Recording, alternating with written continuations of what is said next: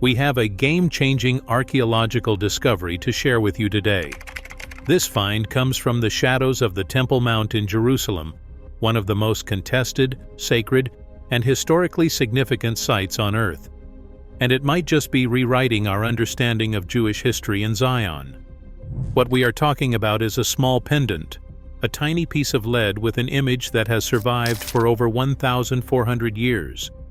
But what this pendant tells us challenges everything many people think they know about Jewish presence in Jerusalem during the Byzantine period.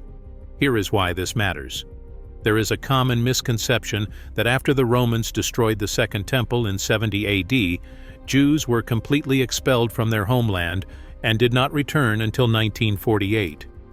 That narrative is not only oversimplified, it is historically inaccurate. This discovery adds another crucial piece of evidence to the continuous Jewish connection to Jerusalem and the land of Israel, even during periods when that presence was suppressed, forbidden, and dangerous. In this video, we are going to explore this incredible find, understand its historical context, and discover what it reveals about Jewish resilience across millennia. If you love Jewish history and archaeology, subscribe to Jews Chronicles and hit the notification bell. Let us dig in, literally. So what exactly was discovered? The artifact in question is a small pendant made of lead. It was found in the southwestern corner of the Temple Mount in Jerusalem, a site that archaeologists and historians consider one of the most significant locations in the ancient world. On both sides of this pendant is an image of a menorah, the seven-branched candelabrum that stood in the ancient temple and has become one of the most enduring symbols of Jewish identity. But here is what makes this pendant remarkable. It dates to approximately 1,400 years ago. That places it at the very end of the Byzantine period, a time when, according to official decrees, Jews were banned from Jerusalem. Let that sink in. Someone was wearing this pendant, proudly displaying their Jewish identity through the symbol of the menorah, at a time when Jews were supposedly not allowed to be in the city. This was not hidden in a drawer or buried in secret. This was jewelry, something worn openly, something that declared to the world that the wearer said, "I am a Jew." The pendant was discovered during excavations in one of the most archaeologically rich areas of Jerusalem. The southwestern corner of the Temple Mount is a place where layers of history literally sit on top of each other, from the Second Temple period, through Roman and Byzantine times, into the Islamic period and beyond. This particular area has yielded numerous finds over the years, but according to the archaeologists involved, a pendant like this, with a menorah on both sides, has never been found before in the entire land of Israel. It is unique, and its implications are profound. Before we dive deeper into what this discovery means, let's talk about the menorah itself. The menorah is one of the most ancient and sacred symbols in Judaism. Its origins go back to the Torah, where God commanded Moses to create a golden lampstand for the tabernacle, the portable sanctuary that the Israelites carried through the desert during the Exodus. The original menorah was crafted by skilled artisans under the supervision of Aaron and the Levites. It was made of pure gold with 7 branches, and it was designed to hold oil lamps that would burn continuously in the holy place. The gold and 7 branches became defining features. When King Solomon built the first temple in Jerusalem, the menorah took its place as one of the sacred vessels of the sanctuary. It remained there until the temple's destruction by the Babylonians in 586 BCE. The Second Temple, rebuilt after the Babylonian exile, also housed a menorah. And this is the menorah that became immortalized in one of history's most famous and most painful images, the Arch of Titus in Rome. After the Romans destroyed the Second Temple in 70 AD, they paraded the temple treasures through the streets of Rome in a triumph celebrating their victory. The Arch of Titus, which still stands across from the Colosseum, depicts Roman soldiers carrying the menorah and other sacred vessels. For Jews, This image represents one of the greatest tragedies in their history. But it also demonstrates something remarkable. Even their enemies recognized the menorah as the symbol of Jewish identity. In the centuries following the temple's destruction, the menorah became the primary way Jews identified themselves. Long before the Star of David became associated with Judaism, a relatively recent development only becoming prominent in the 17th century, the menorah was the Jewish symbol. You find menorahs everywhere in ancient Jewish archaeology. On synagogue floors, on walls, on tombstones, on jewelry, on everyday objects. Whenever Jews wanted to say, "This is ours," or "I am Jewish," they used the menorah. So when we find a pendant with a menorah from 1,400 years ago near the Temple Mount, we are not just finding a piece of jewelry. We are finding a declaration of identity, a statement of faith and belonging that someone made at a time when that declaration was forbidden. To understand the significance of this discovery, we need to understand the historical context. After the Romans destroyed the Second Temple in 70 AD, Jews continued to live in Judea. Yes, Jerusalem was devastated. Yes, the temple was gone. But Jewish communities persisted throughout the region. That changed dramatically in 135 AD. The Bar Kokhba revolt was the third and final major Jewish uprising against Roman rule. Led by Simon Bar Kokhba, many Jews believed him to be the Messiah, and the rebellion was initially successful. For about 3 years, the Jews actually controlled parts of Judea and possibly even Jerusalem itself. But Rome eventually crushed the revolt with overwhelming force. The consequences were catastrophic. Emperor Hadrian banned Jews from Jerusalem entirely. He renamed the city Aelia Capitolina and renamed the province Syria Palestina, deliberately erasing Jewish connections to the land. Jews caught entering Jerusalem could be executed. When the Roman Empire became Christian under Constantine in the 4th century, these restrictions continued. The Byzantine Empire, the Christian continuation of Rome in the east, maintained the ban on Jewish residents in Jerusalem.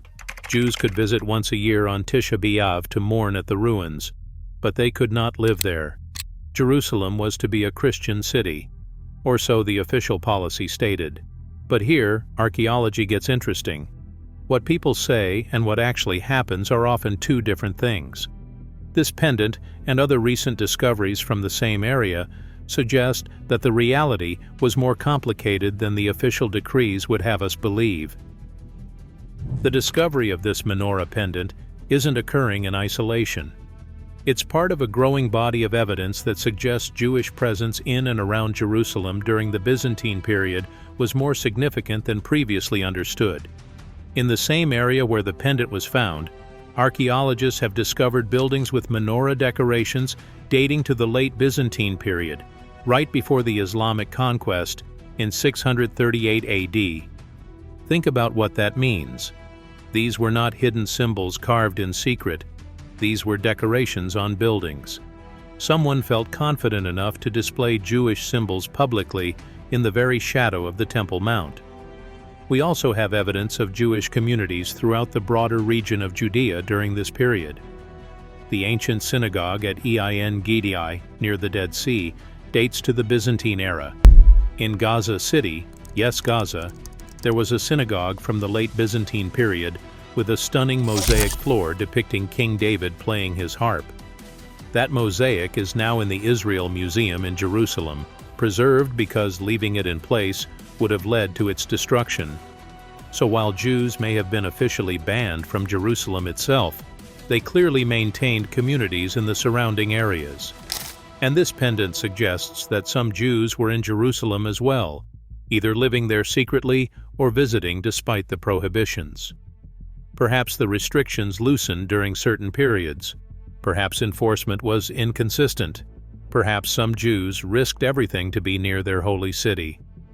Whatever the explanation, this pendant is physical proof that Jewish connection to Jerusalem never completely severed, not even during the darkest periods of exile and prohibition. This discovery gives us an opportunity to address one of the most persistent misconceptions about Jewish history. There is a narrative that goes something like this. Jews lived in Israel until 70 AD. Rome destroyed the temple and forced many people out. For 2,000 years there were no Jews in the land. Then, in 1948, Israel was created out of nowhere. This narrative is historically false. Let us be clear about what actually happened. After 70 AD, Jews continued living in Judea. The destruction of the temple was devastating, but it was not a complete expulsion. After 135 AD, Jews were banned from Jerusalem specifically. They remained in other parts of the land, and the Galilee in particular became a center of Jewish life. The Mishnah and the Jerusalem Talmud were compiled in the Galilee during this period. Some of the most important developments in Jewish law and thought happened right here in the land of Israel during the centuries after the temple's destruction. There were Jewish communities in Judea throughout the Byzantine period, as we have discussed. When the Muslims conquered Jerusalem in 638 AD, Jews were allowed to return to the city. Jewish presence in Jerusalem continued, with varying degrees of freedom and restriction through the entire medieval period. The Crusaders massacred Jerusalem's Jews in 1099. Jewish communities were re-established afterward. During Ottoman rule, Jewish communities existed throughout the land. The city of Safed in the Galilee became a major center of Jewish mysticism in the 16th century. By the 1830s, more than a century before the State of Israel was established, Jews were the majority population in Jerusalem. Let me repeat that. Jewish majority in Jerusalem in the 1830s. The early Zionist movement of the late 1800s did not create Jewish presence in the land. It strengthened and expanded an existing presence that had never completely disappeared. Tel Aviv was founded in 1909, nearly 40 years before Israeli independence. The point is this: there was never a 2,000-year gap. Jewish connection to the land of Israel was continuous. Sometimes that presence was large, sometimes small. Sometimes it was free, sometimes oppressed. But it never vanished entirely. This pendant from 1,400 years ago is one more piece of evidence in a chain that stretches from ancient times to today. There is something poignant about discussing this discovery during Hanukkah. Hanukkah, after all, is the holiday that celebrates the rededication of the temple after the Maccabees liberated Jerusalem from the Seleucid Greeks. It is a holiday about light triumphing over darkness, about Jewish survival against overwhelming odds, about the miracle of continuity. And what do we light on Hanukkah? A menorah. The same symbol that someone wore on a pendant 1,400 years ago. The same symbol that was carried through the streets of Rome after the temple's destruction. The same symbol that appears on ancient synagogue floors and on modern Israeli currency. That continuity is remarkable. Consider what it meant for that person 1,400 years ago to wear a menorah pendant in Byzantine Jerusalem. They were saying, despite everything, I am still here. Despite the bans, despite the persecution, despite the attempts to erase us, I am a Jew, and I am in Jerusalem. Today, Jews around the world still wear Jewish symbols, the Star of David, the Chai, meaning life, and the menorah. They light Hanukkah candles publicly. They gather in synagogues and Jewish community centers. And sometimes, as recent events have tragically reminded us, doing so still requires courage. The Jewish experience has always involved this tension between visibility and vulnerability. Declaring your identity openly can be an act of faith, defiance, and risk all at once. That person wearing the menorah pendant 1,400 years ago understood this. Every Jew who lights a menorah in their window today understands this too. Why does this discovery matter beyond its symbolic significance? From a scholarly perspective, this pendant and related finds are forcing historians to reconsider the narrative of Jewish absence from Jerusalem during the Byzantine period. The official decrees told one story. The archaeology is telling another. This does not mean Jews were living openly in large numbers in Byzantine Jerusalem. The restrictions were real, and they had consequences. But the situation was clearly more nuanced than a simple complete absence. Perhaps there was a Jewish quarter that historians did not know about. Perhaps individual Jews found ways to live in or near the city despite the prohibitions. Perhaps the late Byzantine period saw a loosening of restrictions that has not been well documented. We do not have all the answers yet. That is the nature of archaeology. Every discovery raises new questions even as it answers old ones. But what we can say with increasing confidence is this: the connection between the Jewish people and Jerusalem never broke. Not during Roman persecution, not during Byzantine prohibition, not during any of the upheavals that followed. That connection was maintained through memory, through prayer, through the cry of "next year in Jerusalem" that Jews have repeated for centuries. But it was also maintained through physical presence, sometimes hidden, sometimes open, but always there. This little pendant is proof. The story of the Jewish people is not one story, it is thousands of stories woven together across continents and centuries. It is the story of empires that tried to erase them and failed, of exiles that scattered them and communities that gathered them back, of holy places lost and reclaimed and lost again. And through it all, there is this thread of connection to one small piece of land on the eastern shore of the Mediterranean, to one city set among the hills. This pendant, this tiny piece of lead with its ancient menorah, is part of that thread. Someone wore it 1,400 years ago. They wore it in Jerusalem, near the place where the temple once stood. They wore it despite prohibitions, despite dangers, despite everything that should have made Jewish life in that place impossible. They wore it because it declared who they were and where they belonged. It declared their identity. Today, we hold that pendant in our hands, and we understand we are part of the same story, the same longing, the same unbroken connection. That is what this discovery means. Not just for archaeology or history books, but for everyone who has ever felt the pull of Jerusalem, everyone who has ever said "next year in Jerusalem," everyone who has ever worn their identity openly despite the risks. The light of that ancient menorah still shines.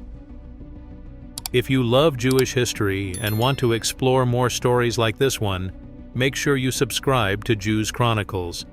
May we all have the courage to let our light shine. Shalom.